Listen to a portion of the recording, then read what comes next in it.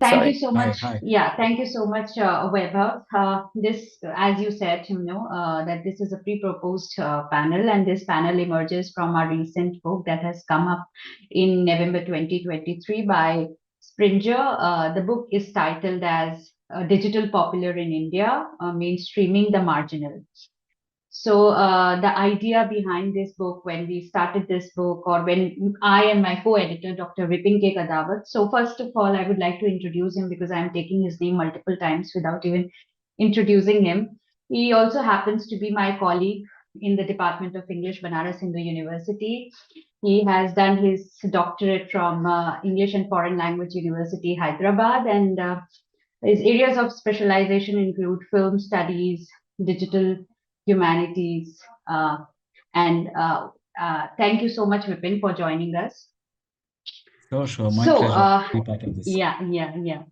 So, when I and Vipin, it was during the COVID, I remember that, I and Vipin, we all were locked inside our homes. And obviously, it was the first time in 2020 that we witnessed complete lockdown and shutdown and not knowing what. But then one thing that we were witnessing during COVID was that everything is happening online.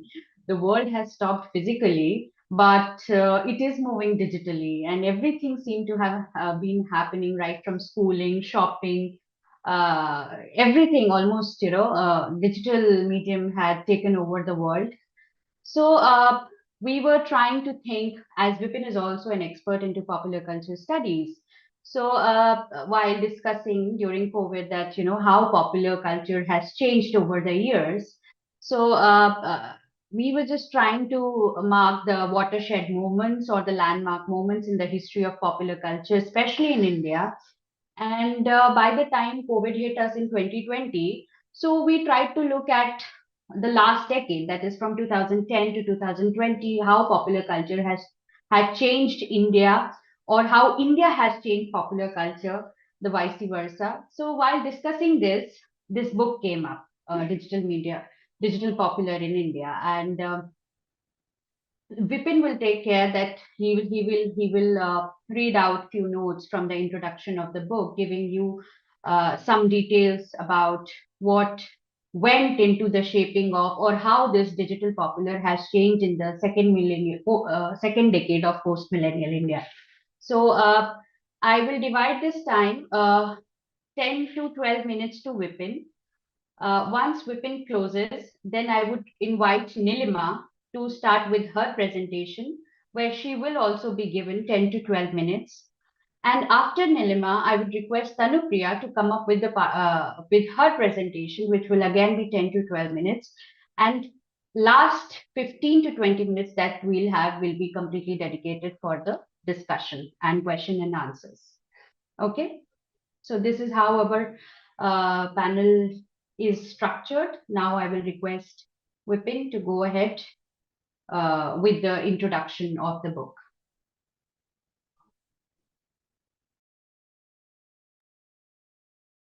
Thank you so much, Deepali, and thank you, Vaibhav. We are so happy to be part of this conference. And am I audible and visible? Okay. Yes. So now that Deepali has given an broad context of the work, which culminated in the book, The Digital Popular in India, I would like to read out a few significant passages. Um, Capturing some of the most significant uh, thoughts that has gone into the making of this book. So I will largely be reading out a few paragraphs from the introduction chapter. Okay. So let me start. The last decade, with the massive escalation of digital technology, has brought about a radical shift in the domain of popular culture in the Indian subcontinent and the ways in which we create, consume, and conceptualize commodities. Popular culture must be understood as a constantly evolving field, and any attempt to theorize it would require us to trace the histories and narratives of globalization and liberalization, even as we supplement it with the advancements of the digital in the present. The late 1980s and early 1990s marked a shift in the popular with the introduction of television sets, the internet, and the revamping of Indian cities into multinational hubs, bringing about changes, economic, cultural, and political all at once in lifestyle and consumer behavior. The large scale diffusion of technology, digital technology in the last decade has made an understanding of the present more complex because even when it continues to be a transnational phenomenon entailing its own dynamic of power, representational strategies, and claims of universality, it also has national or even local effects in terms of the creation of new practices and the reformation of subjectivities that cannot be reduced to the narrative of a global digital revolution.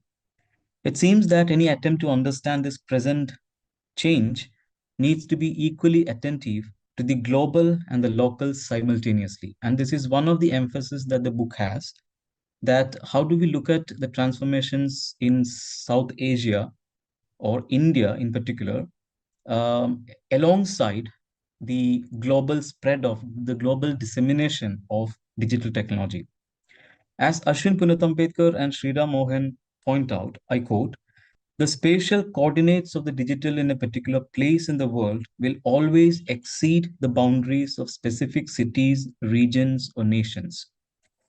But the introduction of digital technology in different parts of the world might depend on their own historical trajectories and social context. And there can be no doubt that digital media are increasingly central to the problem, to the production of a meaningful sense of cultural belonging and locality for people the world over. The hashtag movement, Black Lives Matter in the United States and Dalit Lives Matter in India, may be considered examples where even though both movements are enabled by the same digital technology and social media tools, the meaning and effects vary in relation to the social and historical context.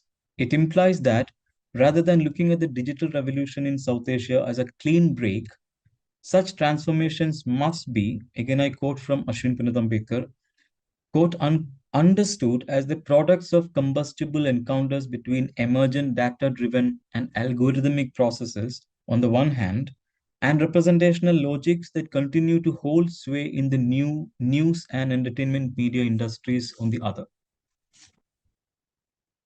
Um, the second problem the broader problem that we try to raise is about the nature of the public sphere uh, that the digital technology has brought about. Or even we can continue to use the word public sphere in the exact traditional semantic sort of sense. So, CZ Papacharisi raised in a 2002 essay the possibility of the internet transforming the nature of the public sphere. For her, the internet presents developments that seem to be incoherent or contradictory to disentangle. As on the one hand, access to more information does not necessarily create more informed citizens or lead to greater political activity. But on the other hand, its ability to connect people from diverse backgrounds provide a forum for political discussion. The situation has remained roughly the same. Concerning the democratizing potential of the internet, she remarked that at the present time, political discussions online are a privilege for those with access to computers and internet. Those who would benefit the most from the democratizing potential of new technology do not have access to it. Some of the chapters in this book evince a trend that might be an indication of the marginalized becoming increasingly active in the virtual sphere. However, it must also be pointed out that it is not in the form of an expansion or transformation of the public sphere as a space of rational critical debate, as Papacharisi had expected. It has happened. The popularity of TikTok, for example, points to forms of cultural activities that are difficult to characterize as rational critical in the Habermasian sense. This again emphasizes the need to investigate the advent and expansion of digital technology along the already existing fault lines within social formations such as class, gender, or caste. Papacharisi's own later work shows a clear emphasis on the exploration of affective networks produced in the virtual sphere.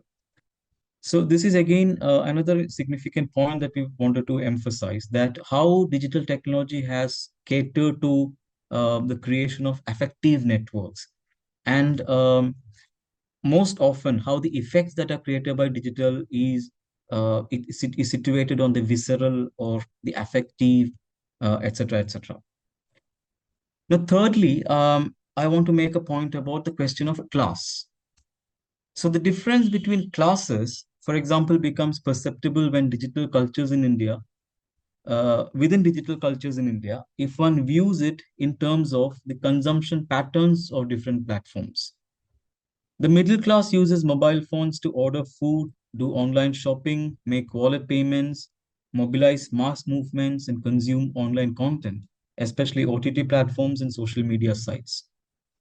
For the lower strata of society, such platforms become a site for performing fantasies and imagine a better world for them, for themselves. The working class, mainly inhabiting the rural parts of India, uses mobile phones to create and consume audio and video entertainment content such as videos, films, and songs.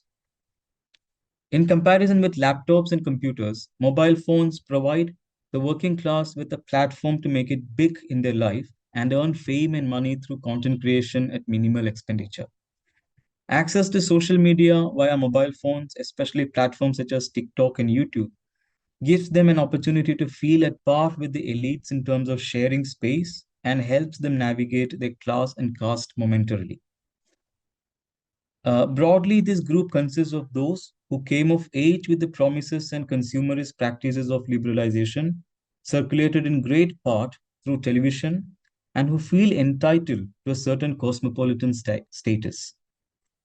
One of the best examples of the consequent emergence of Indian digital popular culture from smartphone explosion can be seen on social media in the form of reels, selfies, viral content, participating in online surveys, etc.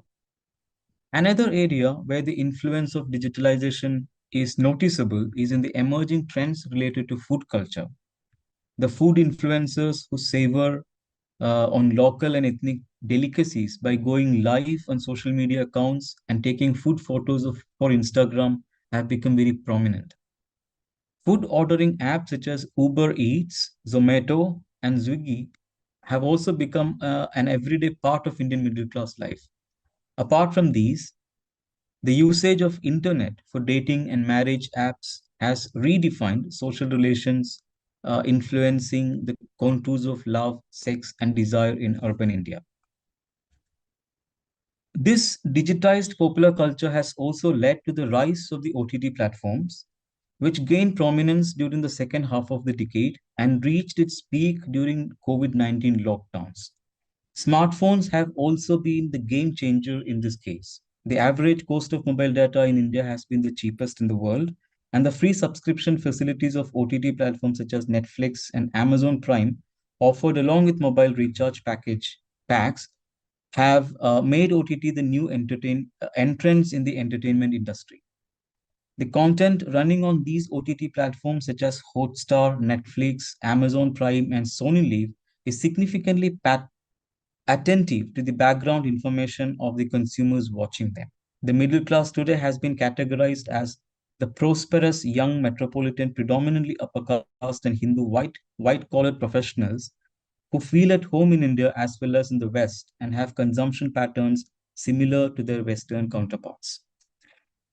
So the 3 points that I wanted to emphasize here is how do we look at the transformation in digital technology as something that is happening at a global level, but also something that is influenced by local, regional, historical trajectories. This is one prominent problem that we were trying to raise in the book. And then the very nature of this digital intervention, which has created um, more effective publics, in Papachari's terms, than rational, critical sort of, public. And in India, for example, in India, you also see lots of discussion going on about false information spread on WhatsApp groups, etc. So, how do we sort of think about this aspect of the social media or digital platforms is one question.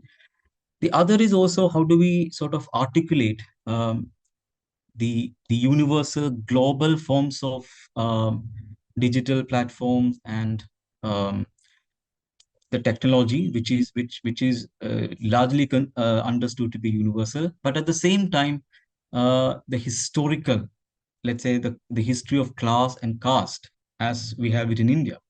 So how do we sort of articulate these two dimensions is another significant problem that we have tried to raise in the book. And I think the presentations that Nilima and Tanipriya will make will definitely address some of these issues. And the other chapters also actually try to tackle some of these uh, issues. So I think with this, I will stop here and I will hand it over again to Dipali. Um, Uh, Thank you so much, Vipin, for briefing the viewers about what the book is supposed to be.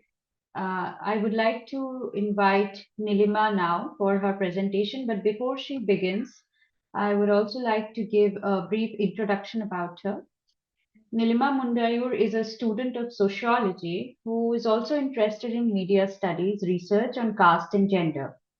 She has conducted research with the Great Lakes College Association and Library of Congress, Bhudan Center, and Gauri Lankesh News.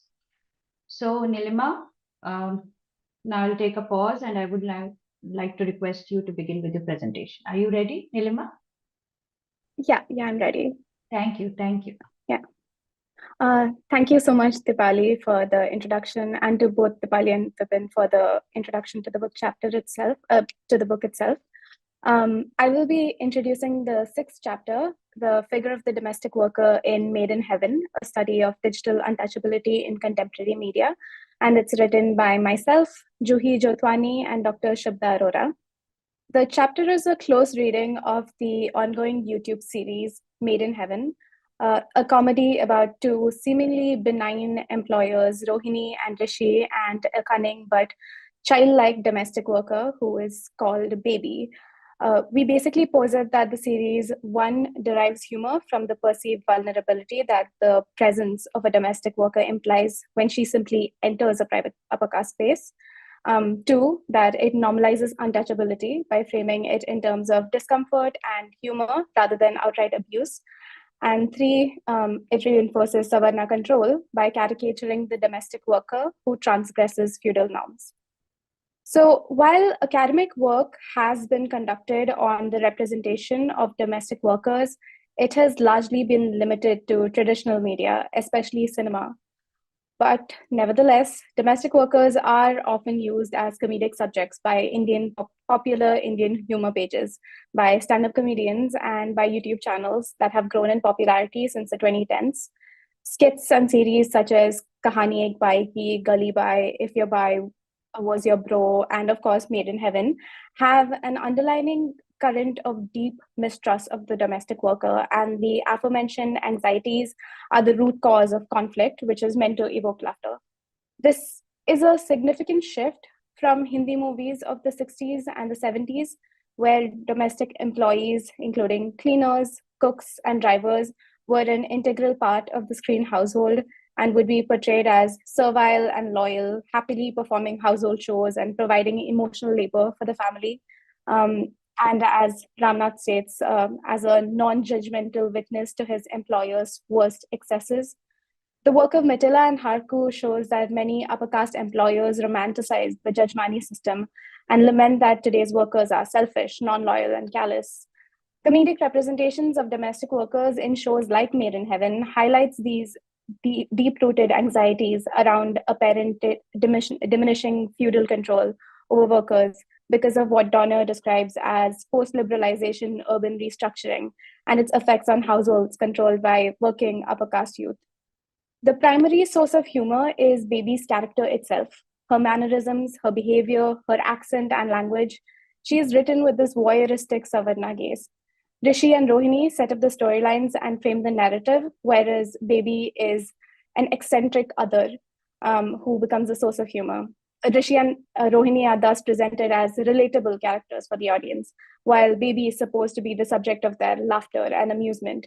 They also act as the straight man in comedy, performing seriously and without excessive affectations, and they set up the jokes that the eccentric characters plays off of. Most Savarna characters take on this role, while any other workers introduced, which is they're also very rarely introduced, they're introduced as eccentric others. As the series progresses, Baby does begin occupying a paradoxical position in the Savarna household, where she is simultaneously presented as a part of the family, but as well as an unusual and threatening stranger within this intimate space. The idea of the domestic worker as family is a remnant of feudal caste relations, which has become incorporated into Indian capitalism. Matilda argues that maternalism is the key phenomena which frames relations between employers and workers, but one that is undergoing a transition. Both Baby and her employers desire effective kinship with one another, but they are constantly shown to be in competition because of Baby's desire for money, which the show itself frames constantly as her greed. Baby's name and her address of Rohini as Gigi, which means elder sister, and Rishi as Bhaiya, which means elder brother, are also kinship terms. In the Indian context, these produce meanings beyond fictive kinship or familial affection, such as a sign of showing respect to the employer or easing notions of sexual threat. When Rohini is initially looking for a domestic worker, she creates a list of requirements for the ideal domestic worker, and this includes marital status, implying that she shouldn't sleep around or entice Rishi. And the characters repeatedly suspect Baby is having an affair throughout the show. Hygiene is yet another euphemism that is in Rohini's list of requirements. And despite this ideal of the worker as part of the family, Baby is expected to follow purity practices by both the characters and the narrative.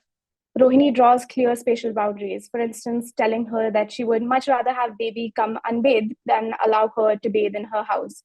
Though domestic workers clean bathrooms, rules of untouchability dictate that they are inherently pollutants and therefore will dirty it, for instance. Her sleeping in the guest bedroom is also used to establish Baby's laziness and disregard for purity norms. But then going forward, she is always seen sleeping on the floor, usually in the kitchen.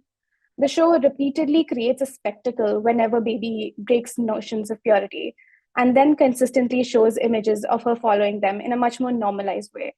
And through this, they normalize boundaries of untouchability in the Savarna household. The paradoxical way in which Baby is portrayed as cute, naive, and childlike, as well as greedy and cunning, is precisely why she is enjoyable to the audience. On one hand, she represents the anxieties that young Savarnas have regarding domestic workers, and in the process, validates that sense of victimization. And this is evident through many comments. On the other hand, her exaggerated mannerisms along her childlike behavior allows the audience to look down upon her for not living up to class and caste markers. So I will end it there, but while our research has focused on the series itself, while placing it within historical context of comedic online Savarna media, further research can be conducted on the impact of such series on people's perception of domestic workers. Made in Heaven also does not exist in isolation, as I had listed a couple of other channels as well earlier. And further attention should be paid to new trends in representations of domestic workers and its relation to urbanization. So, thank you. Thank you so much, Nilima. I hope Tanupriya is with us now. Yes, Can you hear me, yes, I am Tanupriya? here. Yes, yes. Okay, okay, thank you. Yeah. We were looking for you from a long time. Okay, Tanupriya, before you begin your presentation, I would like to give a brief introduction. Dr. Tanupriya is an academician and a gender studies enthusiast. Her doctoral research from NIT Karnataka focused on understanding trans identity on the framework of performativity, corporeality, and sexuality. She's also awarded a gold medalist for her MPhil degree in English, as well as she has been a recipient of JASO Fellowship, which is called as Japan Student Service Organization Fellowship for internship and attending a conference in Japan. Currently, she is working in the Christ University, one of the very reputed universities in humanities.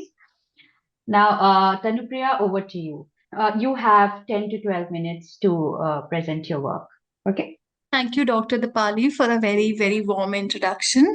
I'm Dr. Tanupriya, and the title of my presentation, as Dipali have mentioned, that we are discussing digital popular culture. So the title of my presentation is very much in sync with that, which speaks about gaze and queer autonomy, representations and possibilities on new visual media landscape in an Indian context.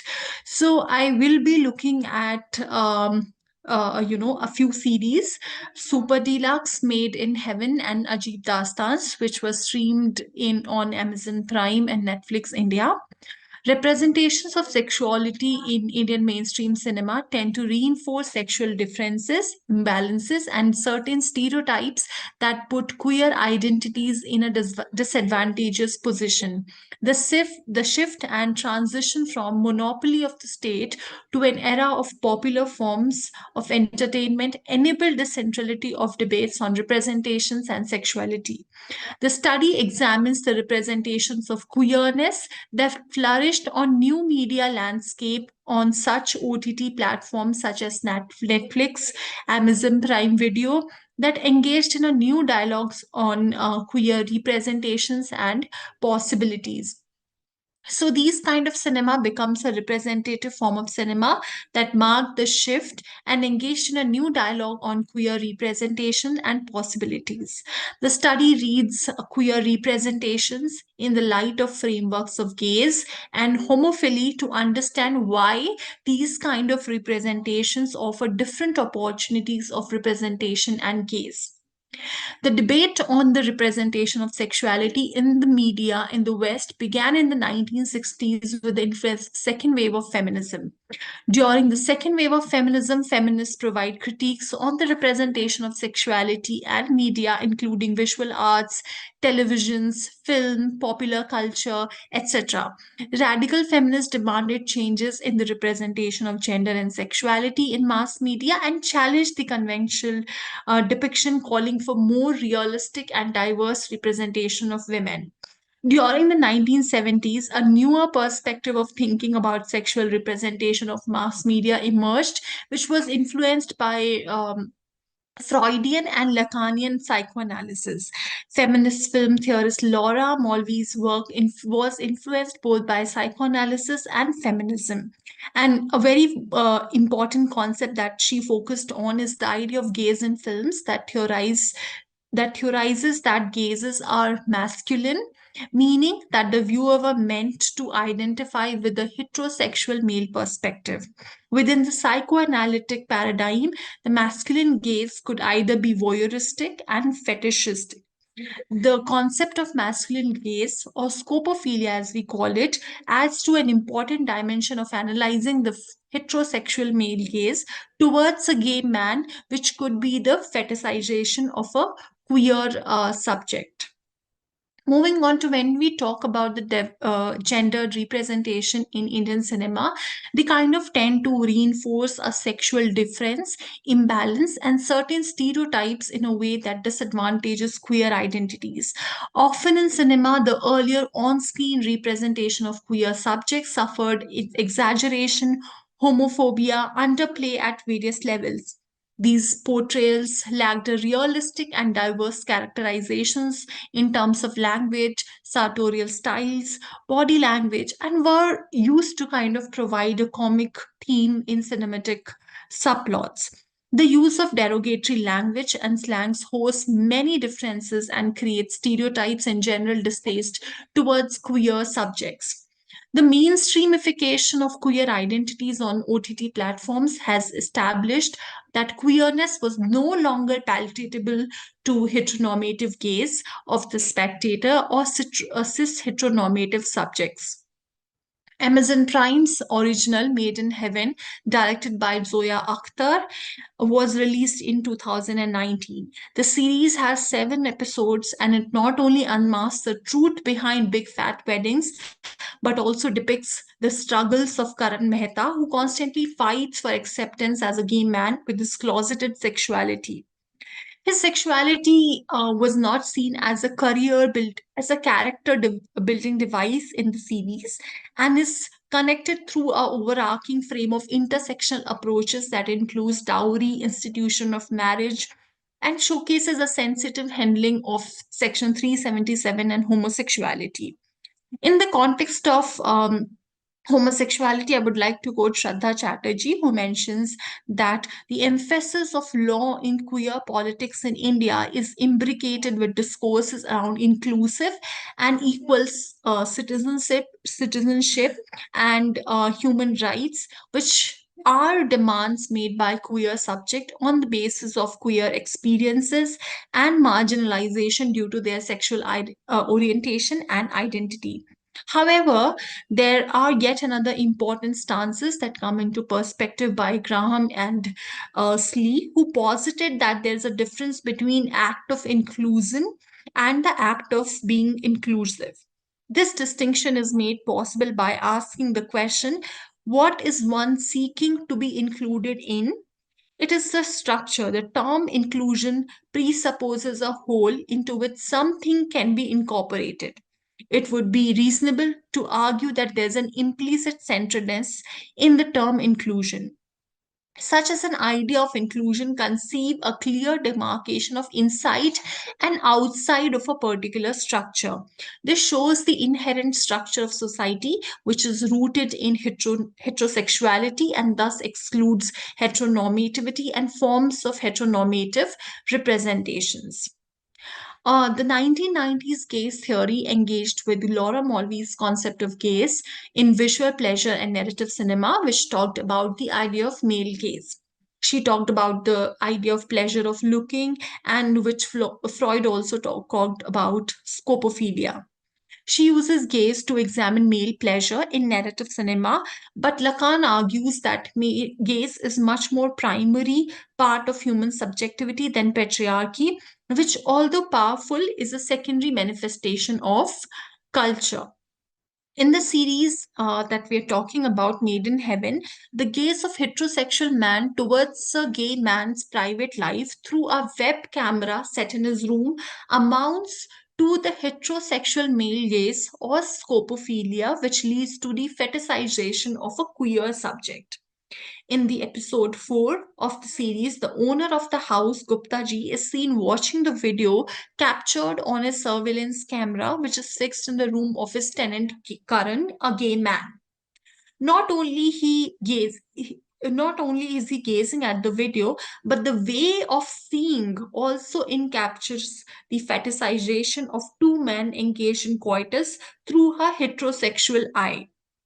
Interestingly, the distaste towards queer subject is now seen here as gaze, forming a desire towards the intimate life of a homosexual man, as the heterosexual subject Gupta ji was taking pleasure through it. In the episode 5, which is also titled as A Marriage of Convenience, on looking at the husband's laptop, Gupta ji's wife figures out that he has been watching the intimate movements of Karan with his partner through the camera fixed in his room. Gupta ji is numbed when he realizes that his wife is aware about the watching, that he tries to redirect the conversation as to how he was trying to surveil them and he was not actually watching them. He finds his behavior and engagement with the another man unacceptable in front of his wife. He adds that he wants to watch this particular video, or he needs to surveil these two men for evidence, and police will not listen to both of these men without evidence. Right by the end of the episode, we see that Karan, who is projected as a gay man, he reaches back to his house and he's arrested for Section 377. The series also portrays a kind of decriminalization that is shown in that criminalization of homosexuality that is shown. The character Karan constantly struggles with his identity in a largely heteronormative space where dinner time conversations are on looking for a prospective bride for marriage. Such conversations in turn reinforce heterosexuality as the only form of sexuality. Karan in episode 1 recalls his early childhood days of being in love with a fellow friend from basketball team On being caught by his mother in bathroom, he was beaten up and was dismissed by his identity as a gay man. He carries the burden and a fear of being caught, which is reflected through the character of Karan. The series also addresses the trials and tribulations of being homosexual in a country that deemed it illegal during that time. Interestingly, such a perspective is scantily discussed through visual text in an Indian scenario. The family dynamics of Karan with his parents evoke a sense of sadness and dissociation as he has been living a lie about his identity for years now. In the last episode, his father responds to the press and says that no matter, quote unquote, no matter what the law thinks, he has not done no wrong in my eyes. The series presents the positioning of gay identities in an Indian setup before the decriminalization of Section 377 in an Indian context. Gay identities find it difficult to locate themselves in the larger heteronormative, nominalized realm. Here, one needs to address the heterosexual and the patriarchal logic of the nation, which models a citizen with compulsory reproductive heterosexuality as the norm.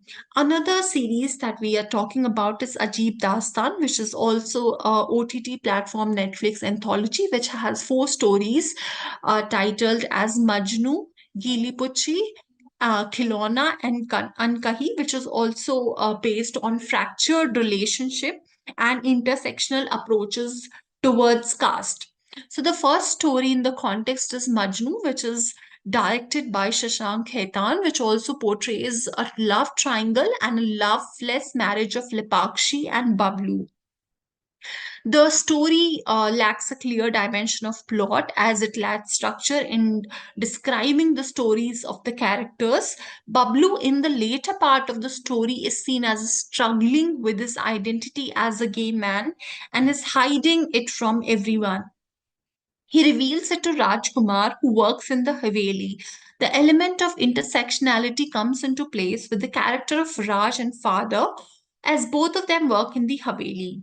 In the later part of the story, the differences are exemplified as Raj finally takes all their money and betrays both Bablu and Lipakshi.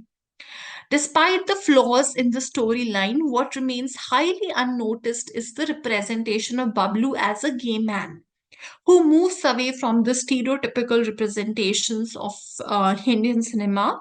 These portrayals lack a realistic and a diverse characterization in terms of sartorial styles, body language, and used as a means of comic themes in cinematic platforms.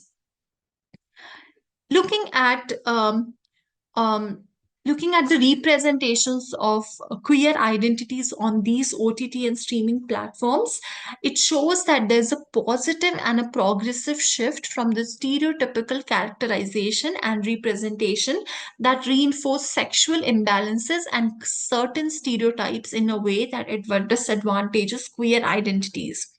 Such a representation is authentic, realistic, and diverse and presents queer and trans subjects in relation to current positioning. It should also be noted that this contemporary representation portrays the normalization and naturalization of gender transgressive identity and queer identity and show them in a positive framework. They offer different and dynamic opportunities of representation and gaze. This chapter discusses the concepts of gaze and homophily to examine the linkages of gender and media in shaping cultures. This glorification of queer subjects through these visual texts renders visibility, which serves as a to establish a positive queer identity. Thank you so much. Thank you, Nilima. Thank you so much for sticking to the time as well. Vaibhav, if you're here, may I have a word with you? Absolutely. Yeah, Vaibhav, one of the presenters named Arpita Sarkar, who was a part of the panel and who has also contributed a chapter to our book, Yeah. she has sent a brief video of hers. So can we play it about the presentation? Because she says the internet is having a problem where she stays. So she has prepared a video presentation, and can we play it with your Yeah, permission? absolutely. Would you know how long is the video, just so that It we is can it is a also very accommodate a few questions? yeah, brief video, 7 minutes it says. Sounds great. You should Okay. be able to share the Okay. screen. Thank you. Yeah. Now I will request Vipin. Vipin, are you here? Yes, Deepali, I'm sharing Yeah, the are screen. you? Just tell me if it's visible and audible. Okay.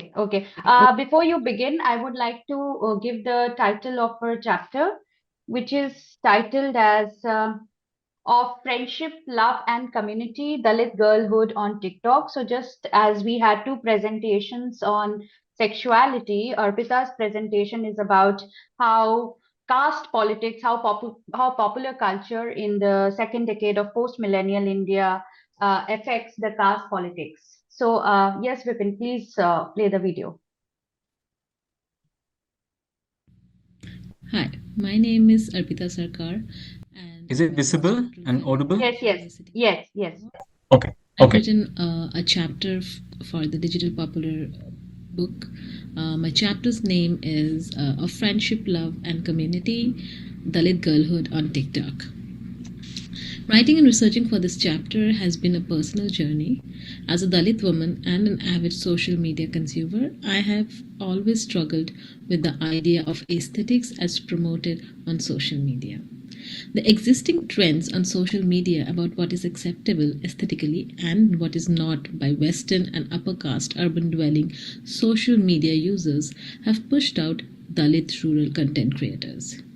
Dalit girls and their content have constantly been termed as cringe and unappealing, as they represent a very realistic and rural existence that the world wants to believe does not exist or exists outside their own purview. Personal experiences and observation across social media made me inclined to write this timely chapter that aims to reconfigure the lit girl's presence on social media through the lens of TikTok. The main argument of this paper is to understand Dalit girlhood in India through the participation of Dalit girls on TikTok and how this digital space acts as a third space for marginalized girls to explore, reinvent, and claim their Dalit girlhood. TikTok is a video platform that is like many other social media, but simultaneously like none other. It allows people to upload 15-second videos offering a wide ranging choice of songs, filters, and modifications. The algorithm evaluates the user's post and creates a For You page based on your search interest. There are audiovisual engagements, comment sections, and reaction emojis to stimulate effective dialogue between the viewers and the performer. Such interactions are dynamic and open up conversations for future interaction and community building. For some users, especially during the COVID-19 pandemic, TikTok became an alternative source of income, but with the same many attacks through and on this app became a reality. It became a normal infringement of space and personal life. The app, like other social media apps, became a platform for hate speech, misinformation, communal hatred, and mobilization. The app was banned in India for multiple motivations, which helped reduce the spread of misinformation in society to an extent, but also affected the livelihood of many. While urban users found Instagram Reels to promote their aesthetically pleasing videos, rural users of TikTok struggled with making their mark on Instagram Reels. The stark difference determined by class, caste, religion, and geographical location led to a boundary that seemed scary to cross for some Dalit content creators. TikTok, unlike Instagram Reel, provided a much more neutral space due to the diversity of the users. For rural Dalit users, there was a huge rural population on TikTok who would offer them community love and appreciation on this platform. Many friendships and collaborations occurred among Dalit users, content creators, creating a sense of community which other platforms continue to fail to provide. TikTok, as I argue in this paper, is then used as what Edward Soja calls the third space. Edward Soja describes third space as a. Arising from an ontological understanding of the co-equal privileging of the spatial, the historical, and the social. The second derived from a critic of the binary logic that has dominated the traditional way of thinking about space, geography for at least the past century. The third space, he explains, is also dependent on how observers perceive this space. The observers and the space both interact in order to produce more meaning. This space is spread over real and imagined spaces and employs multidimensional representation strategies, which makes this space dynamic. For Dalit social media users, I argue TikTok is that space. The third space is where they exist and embody their real life liminalities to create a virtual world that acknowledges, influences, and changes, in, to some extent, the reality by what the observer sees and how they interact. This third space allows Dalit girls to defy social norms and discourse around aesthetic appeasement and challenge the hierarchy of visibility. TikTok videos of Dalit girls mostly portray them taking pride in their caste identity and worshipping or praising Dr. B.R. Ambedkar. From the content to the songs, these girls use fellow Dalit content creators and artists' work. By doing so, they are popularizing artists who are often overlooked by dominant media. Dalit girls, by showing their pride and love for Ambedkar, are reclaiming their space and breaking boundaries of class, caste, gender, rural, urban, and what is expected of them. The trends and popularity of these videos amongst other marginalized community also state that these videos constantly help in building friendships and communities. In one video, for example, a Dalit girl talks about her struggles with her family due to her friendship with another girl from another caste. However, these girls might face a lot of repercussions in reality. Over on TikTok, they have a space where they are protected to an extent, though, and can share and openly talk about these things. Plus, their agency is constantly not challenged by some Savarna feminists arguing on their behalf. I believe that TikTok space, the space TikTok offers, even is full of possibilities and opportunities that just does not only create new friendships and community building, but continuously challenges and anti-caste sentiments. I believe it offers Dalit girls to explore their talents, knowledge, and desires too, which are curtailed by our casteist, classist, and patriarchal society. This chapter is hence a small step in the direction of diverting our attention to Dalit girlhood and perceiving this journey of girlhood from the same lens as we perceived other empowering other communities, and how they have empowered their girls on social media by breaking different boundaries, challenging social conventions, and becoming more vocal about their thoughts and voicing their own journeys. Thank you. Thank you so much, Vipin, for playing that video clip. Now I will request all the presenters to switch on their videos and mics.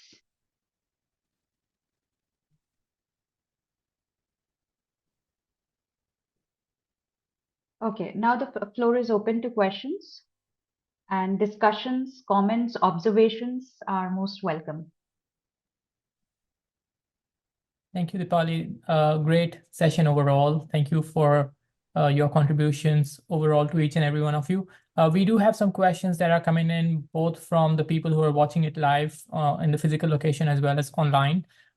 First question is for Dipali and Vipin as co-editors of the book. And I'm going to put that question here in the chat for your reference, but I'll also mention it for the live audience. So the question is, how does your book help contribute toward the overall theme of digital for good? Or in other words, how does it help in knowledge generation and policy making around the theme? So thank you for that question. Vaibhav, is the question you have asked? You have asked this question? This is an overall theme. Okay. So taking this opportunity to reflect on my book, I would first of all like to showcase this book. And because the question concerns the book, that how does the book contribute towards the overall theme of digital for good? So, taking a look at the book and all the chapters which are there, and there are three parts in which this book has been divided. One is transnational spaces, other is social mediations, and the third part is titled as Rebuilding Identities. So as you can see, the two of the presenters talked about sexuality, about caste.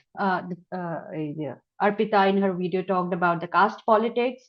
So in this way, they all are in some or the other way, which I feel are trying to acknowledge if at all, digital has not done something better, or digital or maybe redefine their identities in any way, but at least it has provided some sort of acknowledgement, or a kind of celebration for their identities, which was missing. So digital has become a kind of agency, which was missing earlier, because when Arpita Sarkar talks about the Dalit girlhood on TikTok. So in a way, when Dalit girls are performing on TikTok, they are celebrating their lives, they are celebrating their identities. So TikTok comes in the forefront as an agency, which was missing earlier. So I would like to say that in this manner, one of the ways in which digital can be seen that it has contributed for the good, this can be one of the ways to read this book and see how digital has contributed in redefining identities, and also giving the space at the same time for the acknowledgement that we exist. That even that sort of acknowledgement, or I mean, just to say that we do exist in itself is very empowering, for the marginalized communities. Yes. So digital has provided that space. Thank you, Dipali. Vipin, if you had any additional thoughts to that question. Yeah, thank you, Vaipa, for that question. Broadly, I mean, if you look at the title of the book, it also says mainstreaming the marginal. So the focus of the book was in a way at the ways in which the emergence of digital media technologies have actually given a space for marginalized people to speak and participate in ways that was not possible before, right? And so that way, the idea is that the advent of digital technology has definitely resulted in a democratization of Indian society. We see that people have become more agential, and people have become more active in sort of politically sort of participating in different political sort of issues. But at the same time, there is another aspect of it where it is also been noted how digital technology has become integral to sort of the biopolitical, the governance part of it. Let's say, for example, the whole discussion that is going on in India about Aadhaar and other things, right? It has also become an integral part of the governance mechanism, as it were. So it has both the parts. And one thing that I try to, I mean, sort of want to emphasize here is also that um, digital for good also, in a sense, means that digital has forever transformed the way we understand society, social space, or identities, or forms of social interaction, etc. So digital for good in that sense would also be to say that it has forever in some sense transformed the ways in which we say, for example, even this conference, I mean, the very idea of social space has been transformed. But I think this is one thing that I wanted to emphasize, that the book has a certain way in which it tries to look at the problem of the digital. But I think there are other aspects the book has not really addressed also. So it is in that way, it is a much more complex sort of problem as it is unfolding in locations like India, for that matter, right? So I don't know if I address the problem, but then these are some of the thoughts that I can gather in relation to the question. Yeah. Thank you, Vipin. While I have you here, we also have another question specific to a term that you used during your talk, and that was affective network, I believe. So could you elaborate a bit on affective network for those who are unversed? Thank you. Well, I was actually trying to sort of pinpoint the difference between two different forms of political networks, like one which is based on more rational forms of debate and, but with the digital technology, we see that more and more political communication is becoming more and more uh, affective in its dimension, in the sense that it is not really the kind of rational critical debate that, I mean, one might would expect in political sort of communication, but it's more appealing to your senses. And there is also this idea of immersiveness. So the whole idea of the visual aspect of it, the way you use fonts, screens, for example, the immersion in the screen, and it creates a sort of network of affective. Like one of the personal work that I have done is also on this film, a recent Malayalam film, which is on Great Indian Kitchen. I don't know how many of you are familiar with it, but then this film was disseminated largely through OTT platforms, unlike the earlier, what you call, uh, theatrical sort of circuits. And one of the things that is interesting is the way in which women who were watching this film from their houses, from their household spaces, how they reacted to it through social media, platforms. And most of the social media posts that talked about the film were actually very much using words like, I mean, they were using bodily sort of metaphors to talk about it, the kind of shock that the film that it created, etc.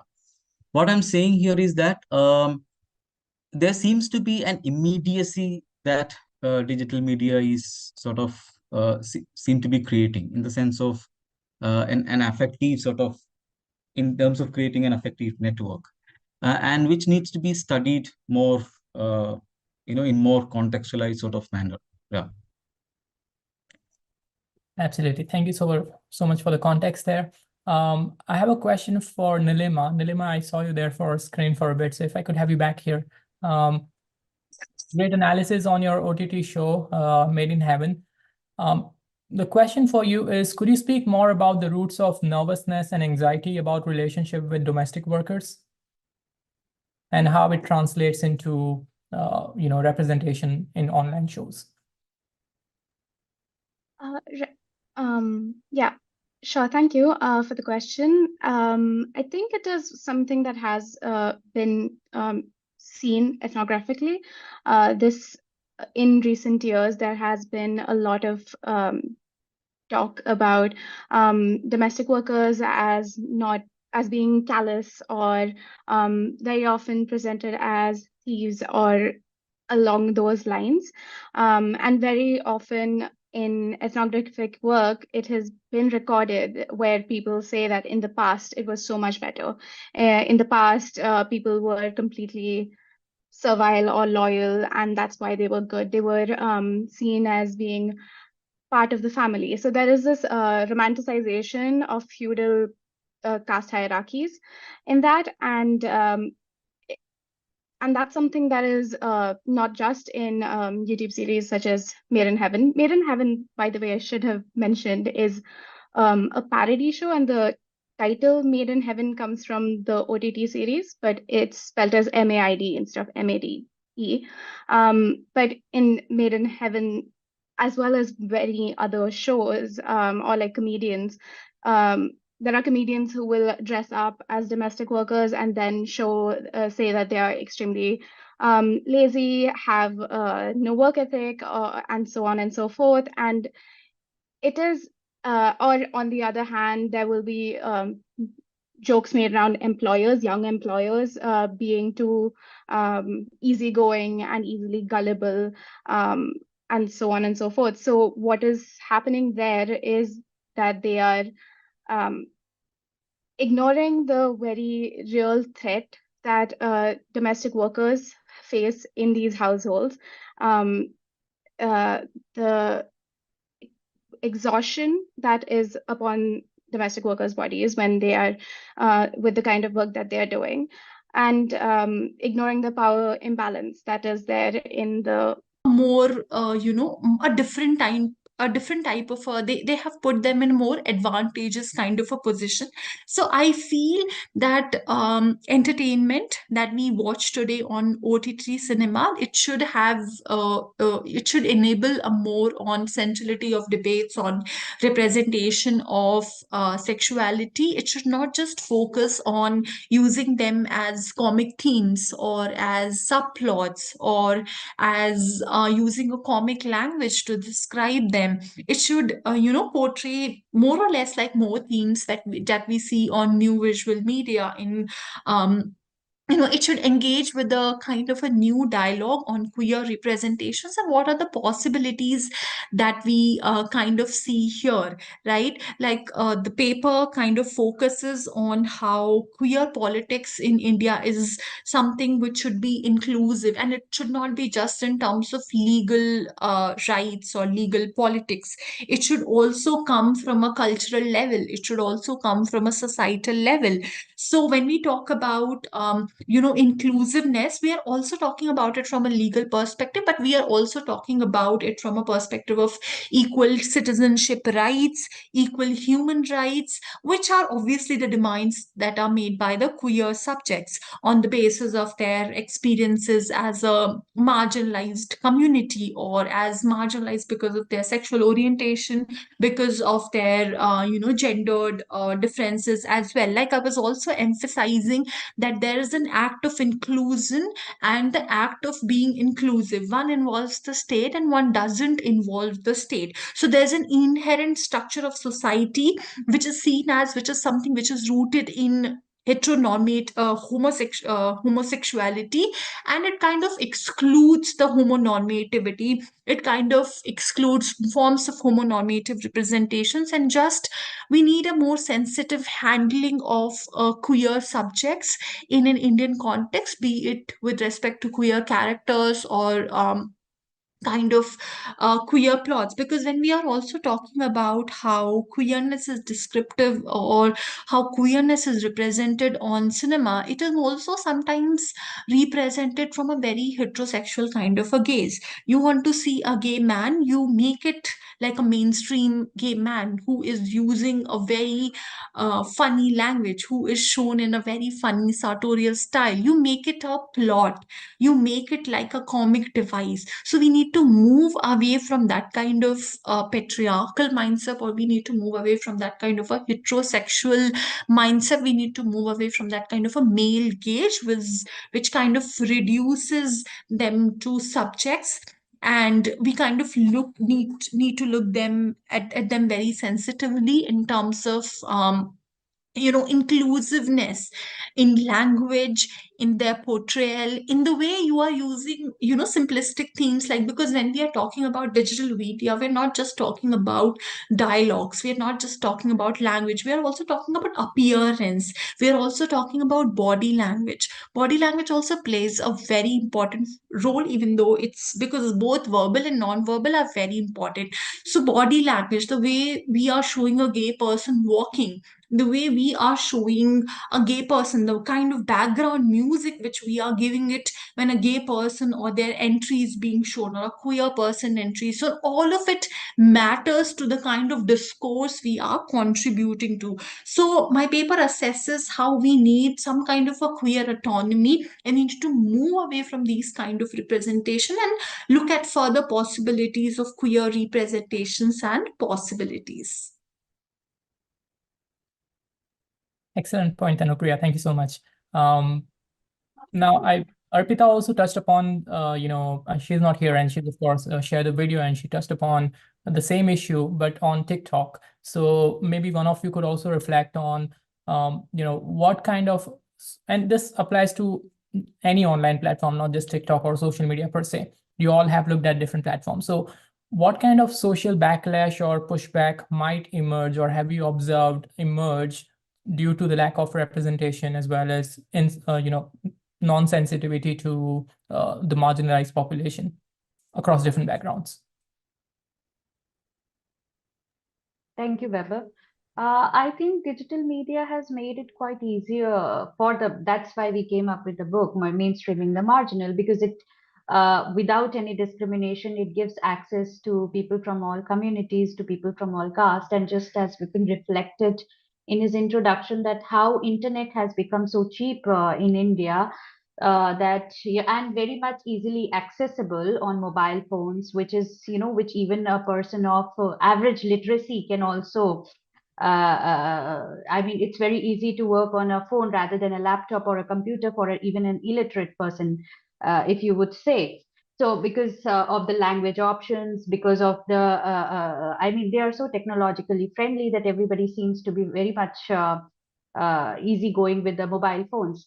So, I think the question of how digital media cannot be accessed, who are those sections of people who still despite of having great access and cheaper internet data facilities, as well as what you can say cheaper rates of mobile phones available in the market. This is the question to look forward to. Who are the people who are still left out, who are unable to use even at this point of time, who are unable to access digital media. So I mean, I mean this has to be pondered upon. Thank you. Now, I do realize that we're at an hour's mark, but and I also want to be mindful of the local time. It might be getting too late for quite a few of you. But so if you don't mind, there are a couple of questions that are still coming in. If you want to address those, or I'm happy to relay those to you later on after the conference. But overall, this has been a very popular session among the audiences live as well as in person. So do you mind if I ask a couple of more questions? Do you have time? Yeah, sure. Please go ahead. Please go ahead. I'm sure my panelists, they are also thinking of receiving the questions. We are here to participate in the conference, and we are also very excited to answer your questions. Absolutely. Appreciate your support. And again, I realize it's getting late, so thank you so much once again. Nilima, I have a question for you, which is, are there any differences in the comic depiction of male servants as against female servants? In I have seen that there is generally a greater emphasis on female servants, and at least in the one that I was looking at, not a lot of male domestic workers or any other workers actually, because they keep isolating baby as the only person there in a largely upper caste environment. But her husband, who is also from a working class background, was brought in, and there was a significant fear that the employers had of him in the beginning. And it was quite interesting because when he was first shown, it was because there was this huge they believed that he was abusing baby, and that was taken with a lot of seriousness. But then in the end of that, it was revealed that it was actually she who was beating him up, and the other way around. At which point there was the employers reacted by laughing, and because they thought that it was fair because he was not working and he was living off of she was the breadwinner of the household. So that was interesting to me because there is almost a dichotomy in which the male working class figure is portrayed in it, either on one hand as emasculated for not working and emasculated but by being abused, but that is comical and acceptable, or on the other end as a aggressively masculine threat. But for the most part, I haven't seen a lot of depictions of male domestic workers in in the newer media. I know that it was definitely very common in movies like Bawarchi and so on, but not in the digital media that I was looking at. Wonderful. Thank you for your answer. If I could have all the panelists, and again, I have questions, but in the best interest of time, I'm gonna relay those questions to you later on via email. My question, again, a quick one-word answer to the question, which is, if you had to define your current research program or theme in one keyword, what would that be? Starting with Dipali. Mine would certainly be popular. Okay. Do you mean popular media or Popular culture.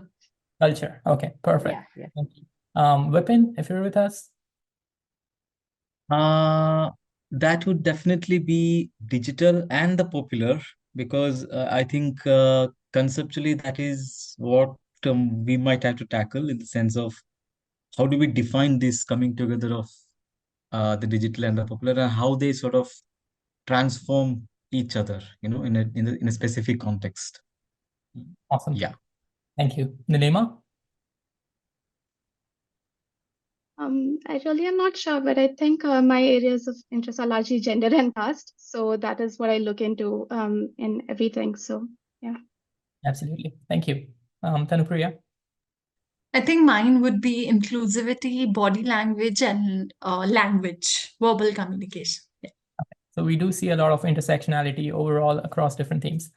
Perfect. Thank you. Dipali, would you like to help us conclude the session by giving a note of thanks to the panelists? Thank you.